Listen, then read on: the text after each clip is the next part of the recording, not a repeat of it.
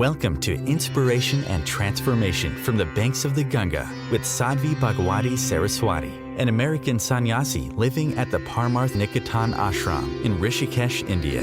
Sadhvi is president of the Divine Shakti Foundation, a charitable organization bringing education, vocational training, upliftment, and empowerment programs to women and children. Sadhvi is also Secretary General of the Global Interfaith Wash Alliance and Director of the world-famous International Yoga Festival. Join the musings of an American sannyasi as Sadhvi shares the wisdom and teachings of her guru, His Holiness Pujya Swami Chidanand Saraswatiji. Welcome everyone to Inspiration and Transformation from the holy banks of the sacred Ganga River in the land of Rishikesh, India. So the question is framed around this idea. It's framed around this idea of the truth of who we are, being labelless, being nameless, being expansive, not being this physical body, which we speak about so frequently. You know, one of the core teachings is you're not this physical body. You're not the name, you're not the role, you're not the identity. As the question said, I've been watching a lot of Satsang videos, so it's something we speak about a lot. Most of us get so attached to the identity, to the name, to the form, to what I look like, to what my relations are, to what else I have to do today, what's on my to-do list, how much am I making, compared to other people, how is my level of success, financial success, career success, social success, relationship success, compared to other people. We're constantly judging and looking just on the basis of this physical form. And so the teaching is, you're not the body. You're not the role. You're not the identity. You're infinite. You're infinite. When we chant Purnamada, Purnamidam, Purnat Purnamudachyate, Purnasya Purnamadaya, Purnameva Vashishyate. That, the capital T, that, the divine that, is whole and complete and perfect. And this, that has been created out of that, created by that, is also whole and complete and perfect. But then, of course, the question says, well, okay, so if we know that the truth of who we are is nameless, formless, it's love, it's truth, it's consciousness, how do we hold that all day? And how do we move through the world as that? So here's what's beautiful. There's different aspects of reality that are going on at the same time. Think about the way that the old TV sets used to go. Some of you are very young, but some of you have probably been alive long enough to see what TV sets used to look like before we had remote controls, where you actually had a dial. And you would just turn a knob. And you would go from channel 2 to channel 4 to channel 6, and the knob was stuck on the TV, and you had to actually get up and turn it, and then the channel would turn. Now, all of that was broadcasting simultaneously. It wasn't like the people at Channel 2 suddenly started broadcasting because you turned the dial. You know, you're watching Channel 4, then you decide, oh, now I'm going to watch Channel 2, you turn it. Suddenly all the guys at Channel 2 were like, quick, quick, quick, go live, you know, we're on. It was broadcasting anyway. While you were watching Channel 4, Channel 2 was on. But you just weren't tuned into it at that point. But it was still broadcasting. If anybody's ever woken up in the middle of the night and decided to turn on the TV at a time that you've never watched TV before, and suddenly it's like, oh, I wonder what's on at 2 o'clock in the morning. Well, again, the universe didn't somehow know that you're now awake and put together a program for you to watch at 2 in the morning. It was broadcasting anyway. You just weren't tuned in. Normally you're sleeping, now you're awake, you turn on the TV, and you see what's broadcasting. In the same way, in life, there's different channels, you can say, of ways to look at life, ways to experience life. One of them is what we call the highest truth, the deepest truth, which is who you are is consciousness, who you love is porn, that capital T, that divine, that we've been created, not just by, but of. That all of that infinite nature, all of that infinite consciousness, infinite love, infinite truth of the divine is also us. That's one channel of existence.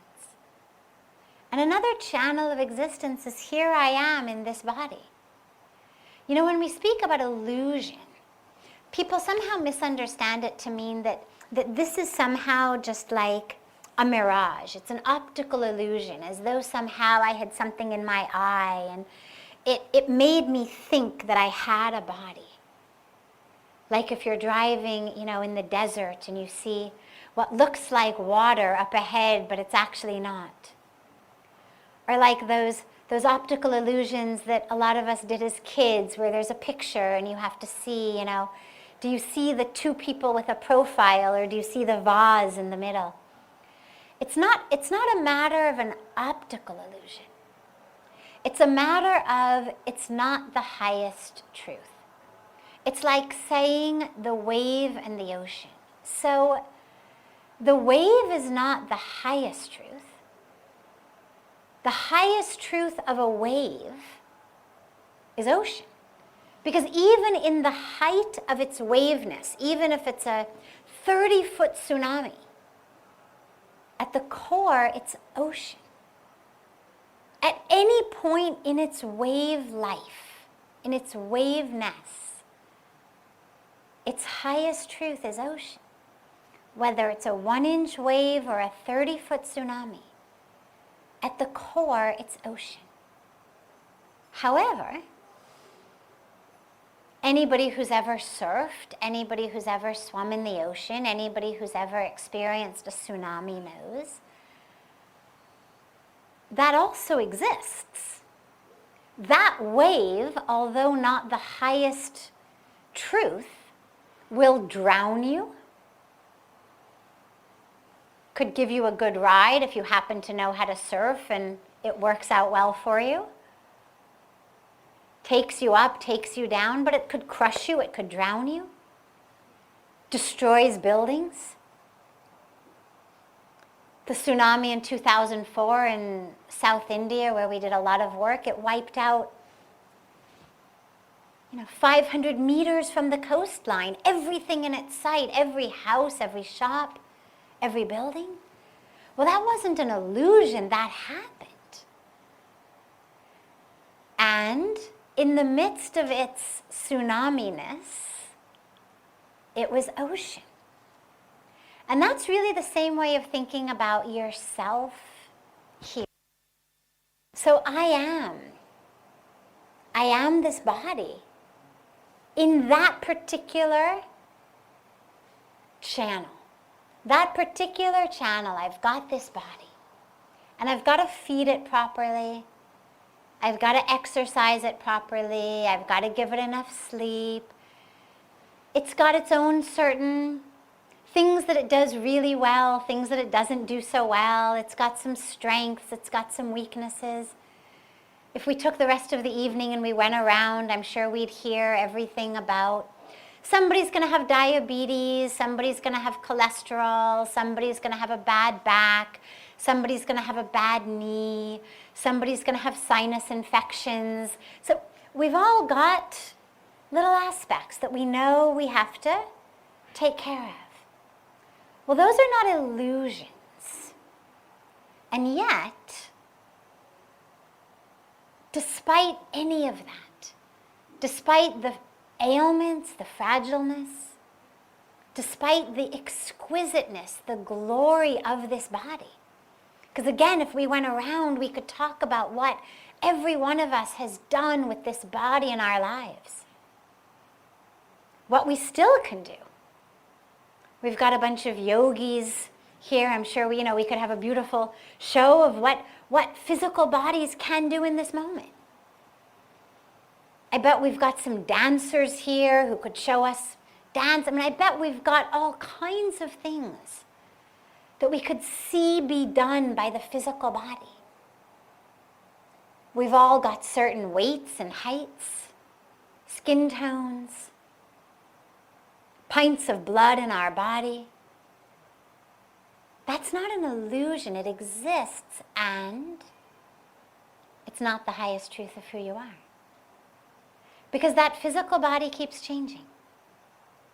Its size, its shape, its composition, what it can do very well, what it can't do very well, what its ailments are, how old it is, that keeps changing. But I doesn't change. That I that has been there, not just this life, but through all of your lives, that I that is there even when you're sleeping, that I that is there despite the constant changes. Who is that I? Well, that starts to give you a touch of who you are. Another way to think about it, it's a little bit more morbid, but it's a good illustration, is if you think you're your body or you identify as the body, ask yourself what part of the body that is. Because if you imagine tragically that you had to get your arm amputated or a leg amputated, you wouldn't cease to exist. If you had to have a liver transplant, or you lost a kidney, or you lost another organ, or you had to have another organ transplant, or you had to have a blood transfusion. There's nothing in the body that by losing it or changing it, you would feel like, oh, now my self is gone. And so the question becomes, well, if it doesn't exist in any of that, it doesn't change, that self is always the same, regardless of what's happening with our body, and regardless, interestingly, of what's happening in our minds. Anybody who's ever drank a lot of alcohol or taken a lot of drugs or been under anesthesia knows that there are all kinds of things we can do that change our experience of our brain fully. Being asleep is also kind of like that, but it's more powerful to think about what it's like if you're on drugs or you're under anesthesia. Well, I is still there, even though you're doing crazy, stupid things, acting in crazy, stupid ways, or in the case of anesthesia, even though you don't have any awareness, I is still there. So the I is what exists all the time. It's like the ocean of the waves. Waves keep coming, different forms, different sizes, different times, but the ocean stays. It comes out of the ocean and it returns to the ocean. It comes out and it returns. But even in that form of the wave, it's still ocean. And so that's the way that we move through this world, is by recognizing and appreciating and loving the form. In the Bhagavad Gita, Lord Krishna was unequivocally clear that we must stand up and do our duties. He didn't say to Arjuna, oh, well, don't worry, you're only soul, to baki to chordo, forget the rest. No. He said, you are a kshatriya. This is your dharma. You are meant to be the ruler of this kingdom. You are meant to restore the dharma. You are meant to fight this war. Well, that's the very unique dharma of a very unique physical incarnation. Even each of the 5 Pandavas had different dharmas, different ways of being. If we were just supposed to live as soul, Lord Krishna would have said, don't worry, your soul, forget it all. Just sit down, I'll teach you to meditate, I'll make you enlightened, forget the rest. He said, stand up, fight this war right now. In fact, I'm going to drive that chariot. I'm going to drive you right into the center of the battle. Not up the mountain, not to a retreat center, not into a cave, not to a spot, just into the battle. I'm going to drive you there. So we have to honor, appreciate, recognize, I would say love these incarnations we have. It doesn't mean that every moment is particularly enjoyable. It doesn't mean that there aren't things that we, if we had magic wands, wouldn't rather change. But it means love this incredible gift that we've been given of this life. Use it for the very best possibility, the very best service. And recognize, even as I move through the world, even as I do my dharma, I am soul, I am spirit. And again, this is what Lord Krishna said.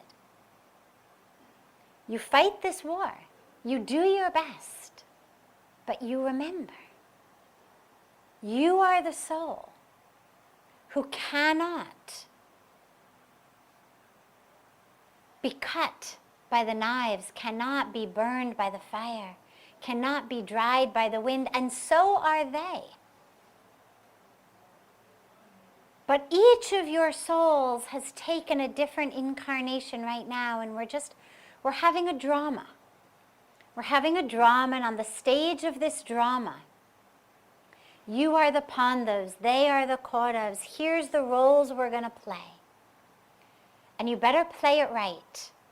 Because in playing your role right is actually your only chance to become free. In playing this role correctly, in doing your dharma correctly, is your only chance to be free. Not by saying, forget it, I know I'm soul, I'm going to just not be here. I don't think this is what I'm supposed to do. I'm not a killer. I'm not a bad person. This is not my cup of tea. But Lord Krishna said, no, this is exactly your dharma. And so this is how we must live. In our roles, in our bodies, loving it, appreciating it,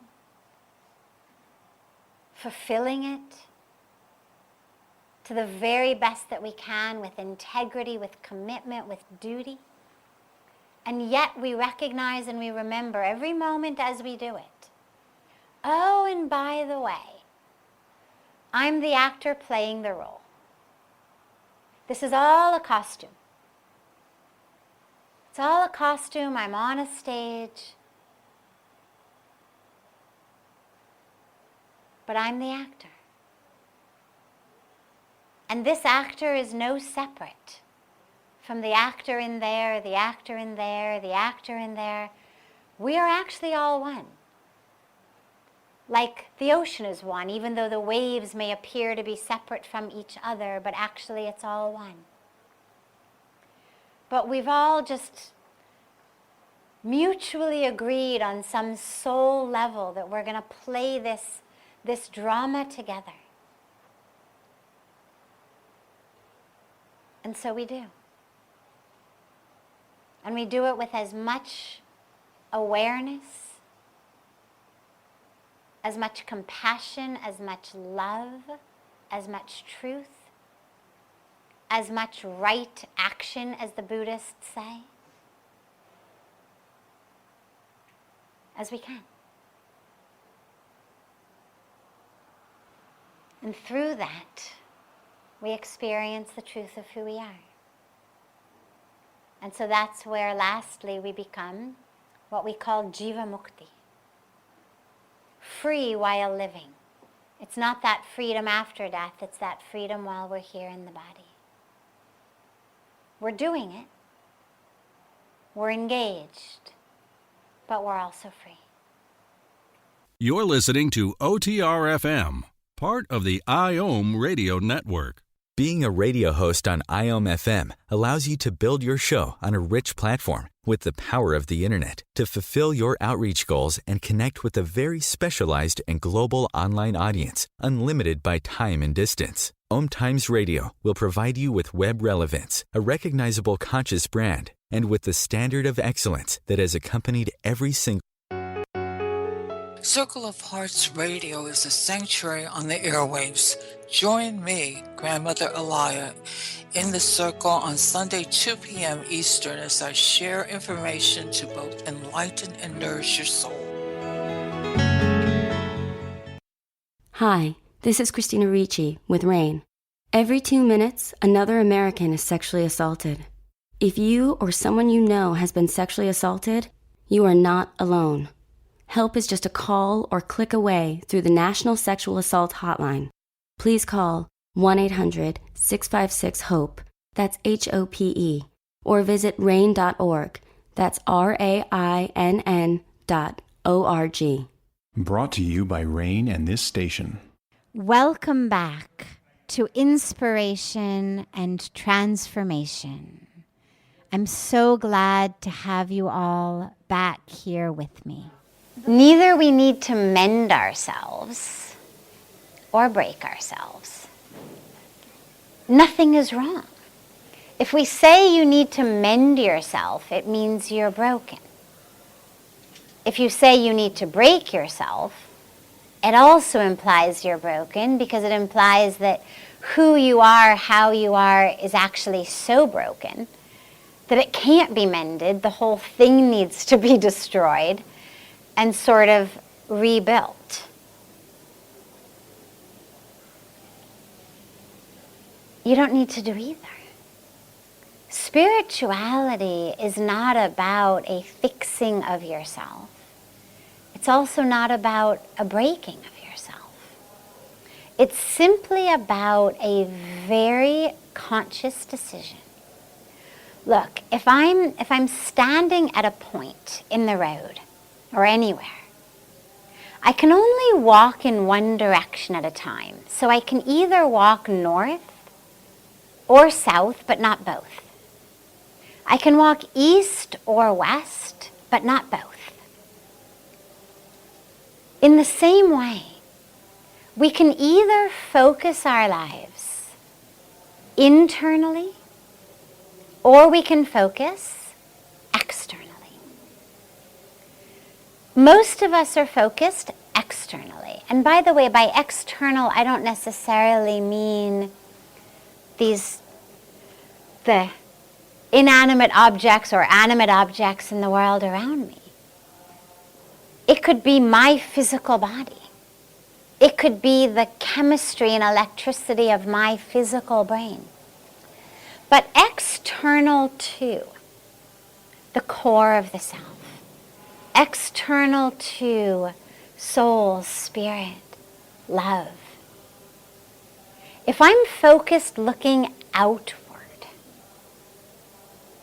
then that's what I'm going to see, outward. And sure, the first things I'm going to see, if you imagine literally that you are standing, not in the road, but if you imagine that you're standing in your heart, deep within the core of your being, and you look outward, well, first you're going to see your physical body, including the workings of the brain, the mind.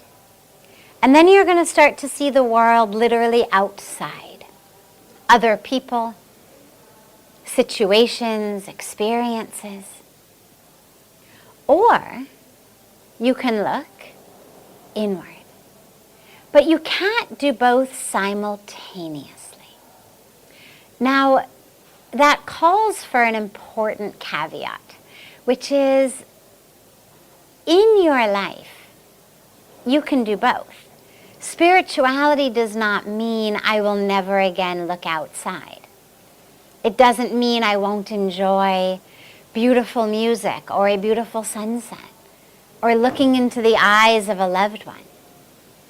It doesn't mean I'll never notice whether someone is tall or short or fat or thin or beautiful or handsome. But what it means is that at any given moment, my attention and my focus can only be in one direction. And so the path of spirituality says, I'm going to make a commitment to looking inward. I'm going to make a commitment to seeing myself first and then the world as spirit rather than as body, as content rather than as form. I'm going to look at essence rather than packaging. Again, doesn't mean I can never enjoy also the form or also the packaging. But I'm going to focus on content, on essence, on spirit. That's what spirituality literally means, is that focus on spirit. And it's just a shift. It's a shift in focus, a shift in direction. Doesn't require you to be fixed. Doesn't require you to be broken and put back together like Humpty Dumpty. It just requires you to say, I've been looking outside for a really long time, and it isn't giving me what I'm looking for, right? It's like that story that I love of the woman who's on her hands and knees in the road looking for something, and the wise man walks by and she tells him she's looking for her key. He also gets down on his hands and knees, he helps her look. And after some time he asks her, where did you lose the key? Oh, she says, I lost it in the house. He says, then why are you looking in the road? She says, because see, it's very bright here. There's this big street light out here, so I can see very well. Inside my house, it's dark. He says, go back home. Go back in the house. It may be dark, but eventually you'll find it. And that's the shift that spirituality requires of us, is instead of looking out in the road, just because it's bright, instead of looking in the shopping centers, in places that are bright, or the lights that go off in our brain when, we get triggered in some way. We become angry, we become jealous, we want things. We feel lust, we feel greed, we feel desire, we feel aversion. Those all are very bright lights, not light in a quality of light, but light as in you can't ignore it. It pulls your attention. It grabs your attention. So they all are attention grabbing, intention grabbing, external aspects. Spirituality says, I'm going to look inside. I'm not going to allow myself to be distracted, to have my attention grabbed by the outside. I'm going to look within. I'm going to know that I am spirit, I am essence, I am content. I'm not form, I'm not packaging. I'm not this body. And then when I start to look externally at other people, at the world, I'll be able to see them as spirit, as content, as essence, rather than them as packaging. So rather than me and my package looking out at other people and saying, oh, okay, this is a handsome man or a beautiful woman, tall, short, fat, thin, successful looking, not successful looking, according to my standards of beauty, not according to my standards of beauty. Instead of that, you start to be able to look at others and see the self and realize it's you. That capital Y you, that capital S self, in there as well. And you start to be able to see you in them and to feel them in you. And that's what the path of spirituality is about. So no, you don't need to be fixed. No, you don't need to be broken and then put back together. You just need to shift the focus.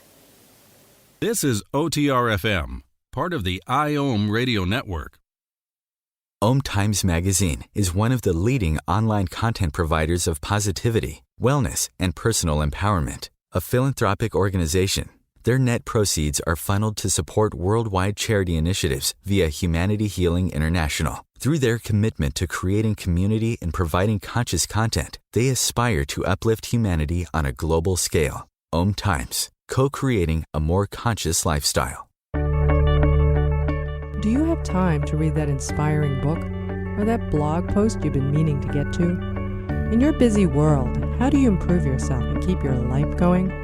I'm Lisa Kay, and my Between Heaven and Earth radio show can transform your life just by listening. Be uplifted with inspiring topics, positive stories, and ideas that really work. Between Heaven and Earth Radio is conscious living for your soul, every Wednesday at 4 p.m. Eastern Time.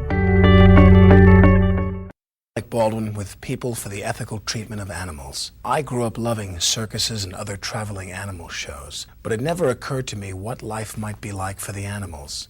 Training wild animals to do things they don't understand takes force. Routine discipline with a hook or whip with the heel of a boot shows the animal exactly who's the boss. Don't patronize animal acts. Please contact People for the Ethical Treatment of Animals. 757-622-PETA. Welcome back. This is Sadhvi Bhagawati Saraswati with inspiration and transformation. Teenage years, yeah. I remember in my high school, there was a wonderful board that was up that said, enjoy your adolescence. It's the last time you'll know everything.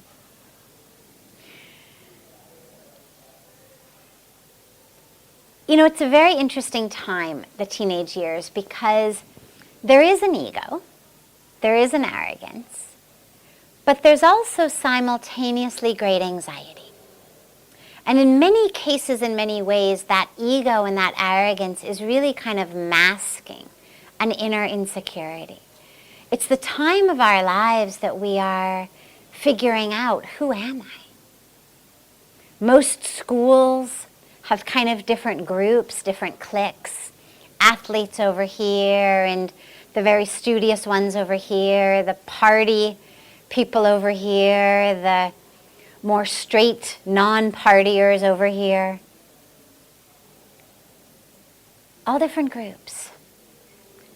And of course, you know, I was in high school 35 years ago. I'm sure they've come up with all sorts of new groups today. But it's the time that we figure out, oh, am I like this or am I like that? Which group do I eat lunch with? Which group do I hang out with on the weekends?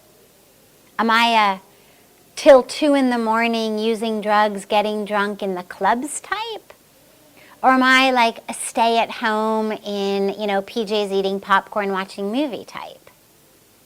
Or am I a reading or writing or creating art or creating music type? Who am I? So at that time that we're trying to figure that out, and there's so much pressure. And of course, these days, social media has made it so much worse. So much worse. Because it's not just a matter of understanding your identity. Teens these days actually have to have 2 identities.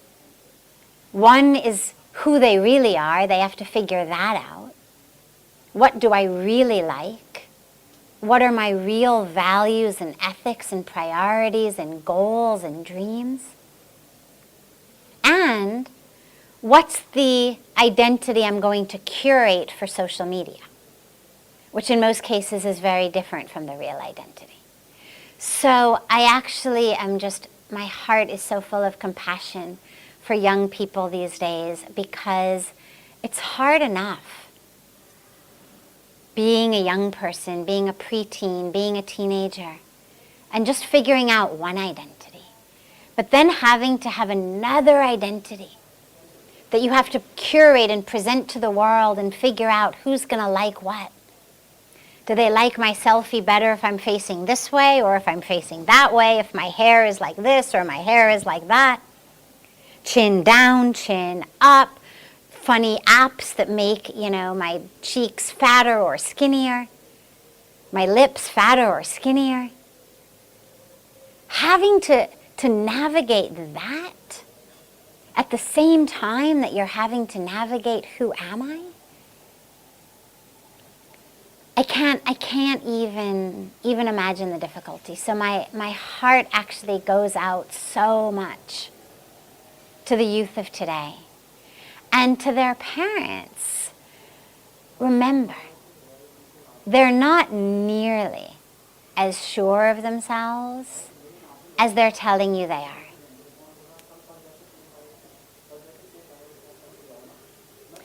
They are much, much, much more confused.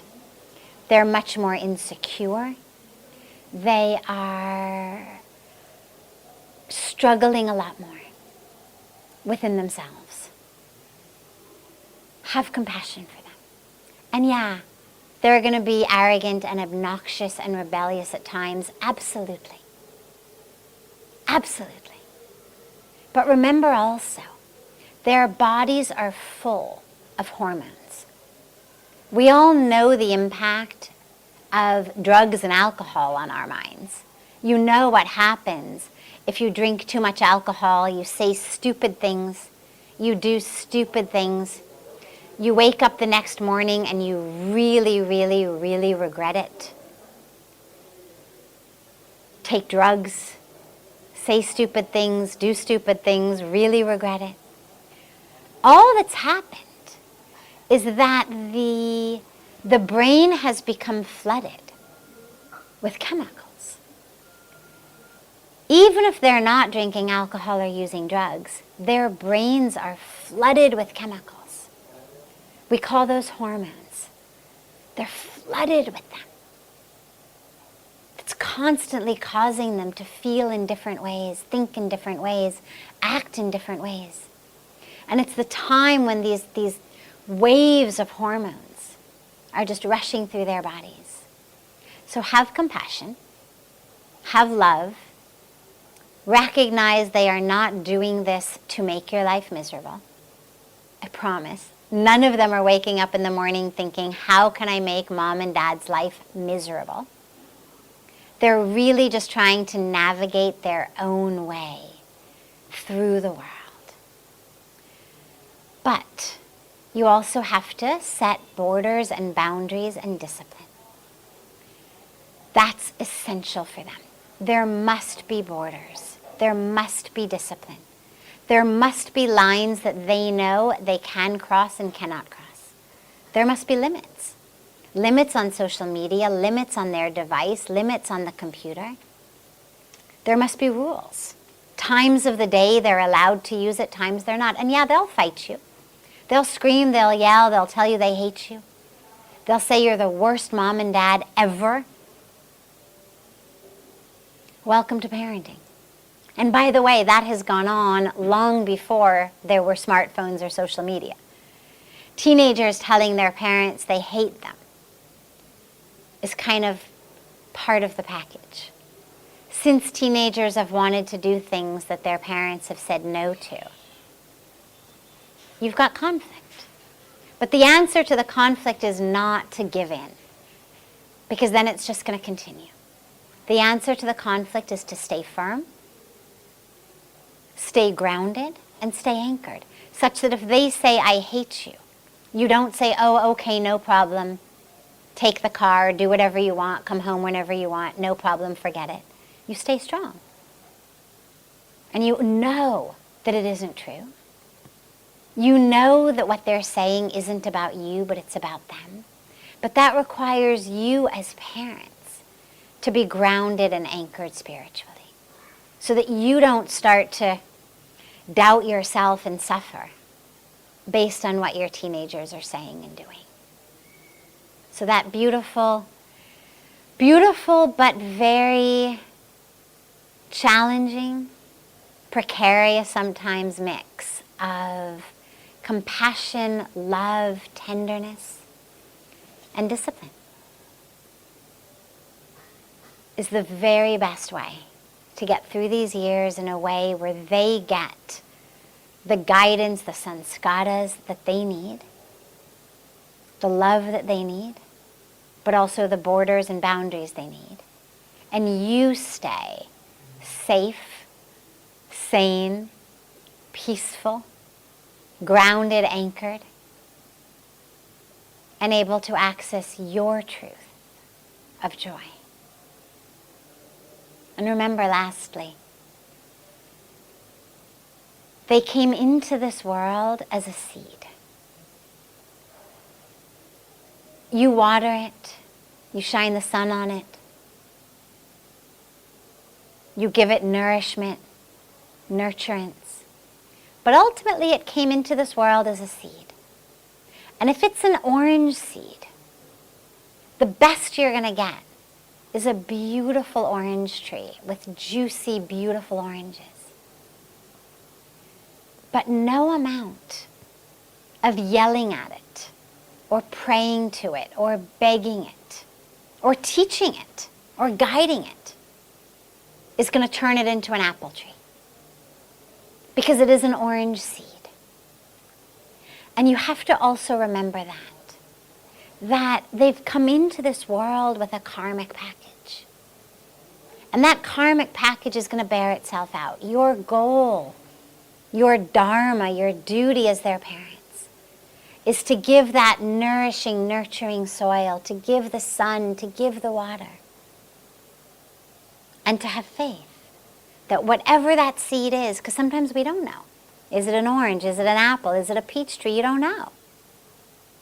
You just know you've got this seed. But to just have faith that it's going to blossom and it's going to sprout into exactly what it's going to be, and your job is just to nourish it and nurture it. Give it that sunshine, give it that water. Give it the love, give it the tenderness, give it the sanskaras. But ultimately, it's come in with its own karmic package as well. So don't take 100% of the responsibility on your head either. Because some of it's just a karmic package they've come in with. This is OTR-FM, part of the IOM radio network. OMTimes magazine is one of the leading online content providers of positivity, wellness, and personal empowerment. A philanthropic organization, their net proceeds are funneled to support worldwide charity initiatives via Humanity Healing International. Through their commitment to creating community and providing conscious content, they aspire to uplift humanity on a global scale. OMTimes, co-creating a more conscious lifestyle. Do you have time to read that inspiring book or that blog post you've been meaning to get to? In your busy world, how do you improve yourself and keep your life going? I'm Lisa Kay, and my Between Heaven and Earth radio show can transform your life just by listening. Be uplifted with inspiring topics, positive stories, and ideas that really work. Between Heaven and Earth radio is conscious living for your soul, every Wednesday at 4 p.m. Eastern Time. Like Baldwin with People for the Ethical Treatment of Animals. I grew up loving circuses and other traveling animal shows, but it never occurred to me what life might be like for the animals. Training wild animals to do things they don't understand takes force. Routine discipline with a hook or whip with the heel of a boot shows the animal exactly who's the boss. Don't patronize animal acts. Please contact People for the Ethical Treatment of Animals. 757-622-PETA. Welcome back. This is Sadhvi Bhagawati Saraswati with inspiration and transformation. When we speak about the divine, whether we speak about Mother Ganga as the goddess, whether we speak about any form of the divine, any aspect of the divine,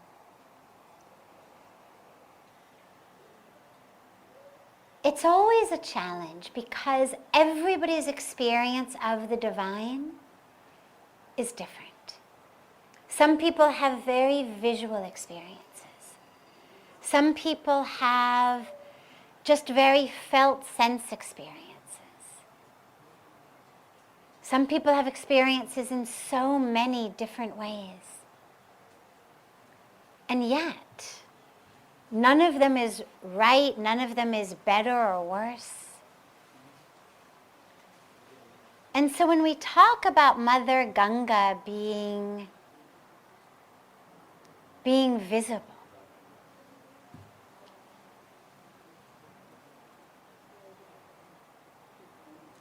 when we speak about Mother Ganga being visible, sure, some people have beautiful visions of Mother Ganga, see Mother Ganga visually.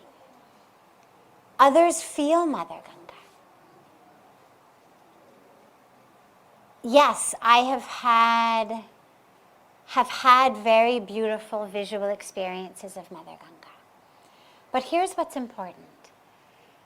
Never think that because you have had a different type of spiritual experience, that it's worse or it's better, that it's more or it's less.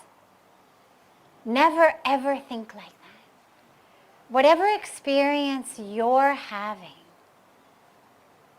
is exactly right. Whether it's visual, whether you're hearing it, whether you just feel it, whether it's with form, without form, with name, without name, whether it seems to be outside of you, whether it seems to be inside of you, whatever it is, it's exactly right.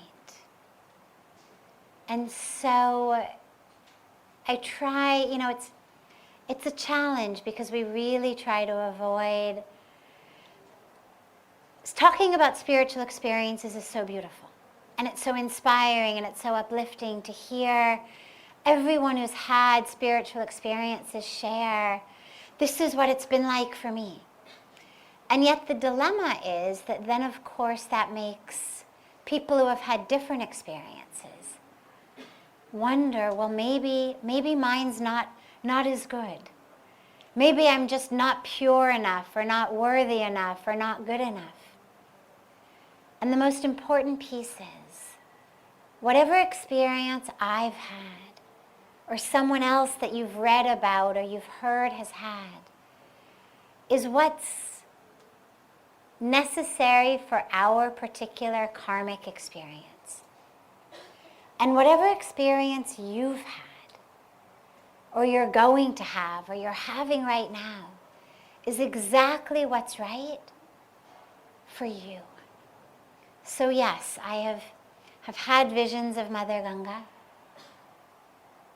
But you know, the truth is, that felt sense experience of feeling her inside with eyes closed, sitting on her banks meditating or being in the arati and feeling her, is no less powerful, no less exquisite, no less amazing, no less divine than seeing. Love is something we feel deep in our hearts. And whether it's a love for another human being, whether it's love for God, it's something we feel deep within us. To say that it has to be something visual would be to say that people who are blind somehow can't love as much as people who can see. Which, if you've ever known someone who's blind, you know, of course, isn't true. So, yes, visual experiences are sometimes there. Are they granted to those who are pure? I wouldn't say so. Because to me, what that would mean is that God somehow had a preference for the sense of sight over other senses. That somehow God was saying, to feel Ganga in your heart, to hear Ganga, to know Ganga, is somehow less than to see Ganga?